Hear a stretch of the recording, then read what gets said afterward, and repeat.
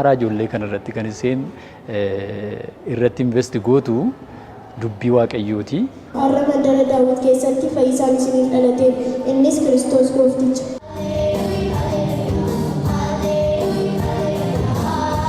Sagalee waaqayyoo akkuma lallabaatti barsiifna miti aartiidhaan.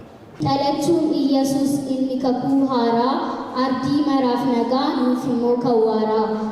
Mana keessa baanee ifatu kunoo jiraanne.